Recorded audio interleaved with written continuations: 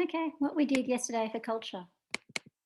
We talked about the homework, we talked about how culture affects language and culture shock and teaching English overseas and teaching English here in Australia and benefits and um, advantages of multiculturalism and pluralism, and talked about Bach, multiple intelligences, Kolb and Bloom, and the assignment. So we talked about what makes culture, like, for example, it's your identity, which is based on your ideas, the organizations and groups of people, your family you're involved with, your everyday practices. And that results in products like books, tools, food, and also how we teach. So we have a cultural way of teaching, which might be more open and encouraging discussion, and students are able to counteract what the teachers say. That is our culture in Australia, that we empower students and let them take the initiative quite often in the lessons, which might be different to how they teach in Asia or in Arabic Muslim countries. So we talked about how countries can believe different things and we have to accept. For example, believing in God can result in people wanting to have time off to study and the Quran and pray and things like that. But we have to accept that. We can say things like, if you believe in God, usually it shows that they have a lower level of education, as this poll shows, but we still have to accept.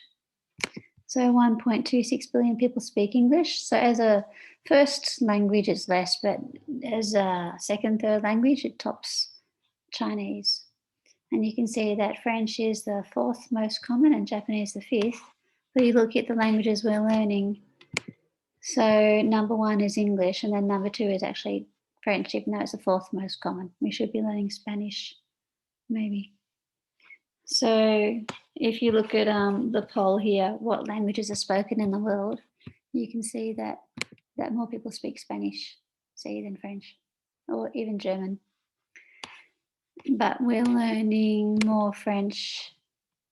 People are learning English, yes, followed by French, followed by Chinese, followed by Spanish, followed by German, followed by Italian, and then Japanese last.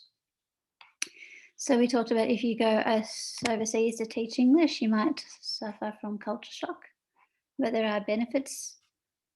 You know, usually you're all excited when you first get there, so you'll go up and down. But after experiencing culture shock, you're probably more attuned to accept people and their cultures, and you'll understand your own culture better. So going up and down, good.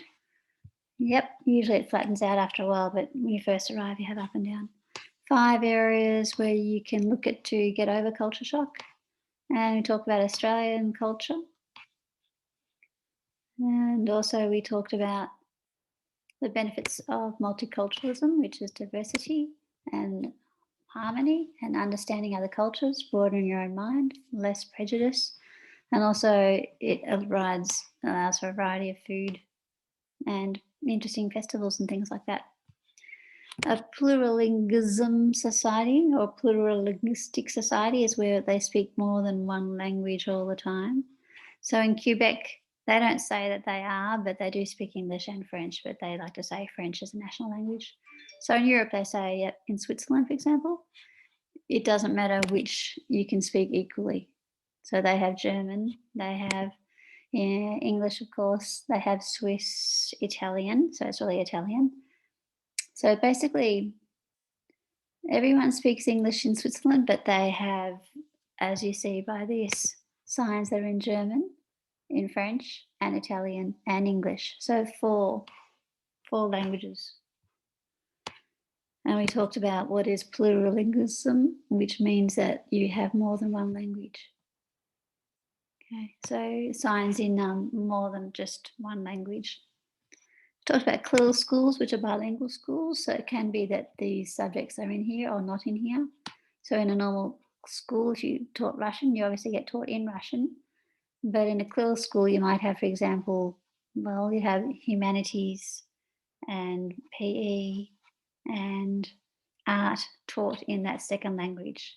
But then other subjects, maybe on the outside, are taught in the main language. And we talked about how That English is most widely used in the EU, followed by French and then German and Spanish. But what are the two most useful foreign languages in the EU? Well, definitely English. Okay, German second, and then French. But I think it goes up and down depending which political leaders are popular at the moment. A bit more about culture, and then we talked about Bloom and multiple intelligences and Vark and Kolb. And then we went over the homework. And that was the end of culture number 2 day, which we did yesterday.